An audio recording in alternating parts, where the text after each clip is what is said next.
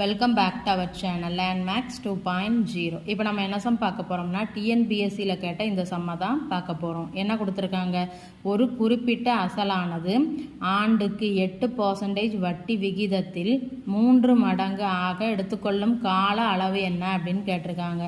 தனி வட்டி முறையில் கால்குலேட் பண்ண சொல்லியிருக்காங்க.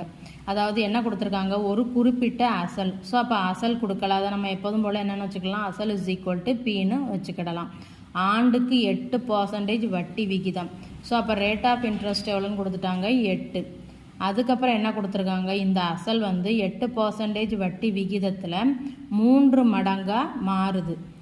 அதுக்கு ஆகக்கூடிய காலம் என்ன அப்படின்னு கேட்டிருக்காங்க. அப்போ n இஸ் ஈக்குவல் டு என்ன அப்படின்னு கேட்டிருக்காங்க.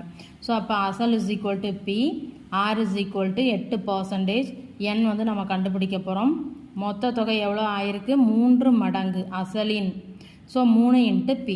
இப்போ நம்ம என்ன கால்குலேட் பண்ண போகிறோம், n வந்து என்ன அப்படின்னு கால்குலேட் பண்ண போகிறோம். ஸோ இப்போ மொத்த தொகை வந்து 3 இன்ட்டு பின்னா சிம்பிள் இன்ட்ரெஸ்ட் என்னவாக இருக்கும், அதை எப்படி கால்குலேட் பண்ணலாம், மொத்த தொகையிலிருந்து அசலை கழிச்சா கிடச்சிருமா. ஸோ அப்போ 3p minus P is equal to 2p. இதுதான் சிம்பிள் இன்ட்ரெஸ்ட், தனி வட்டி. சிம்பிள் இன்ட்ரெஸ்ட்டுக்கு என்ன formula, p into n into R by 100 is equal to நம்ம என்ன கண்டுபிடிச்சி வச்சுருக்கோம், 2 இன்ட்டு பி. ஸோ இதை அடிச்சிடலாமா. அப்போ என்ஆர் இஸ் ஈக்குவல் டு 200ன்னு எழுதிக்கலாமா.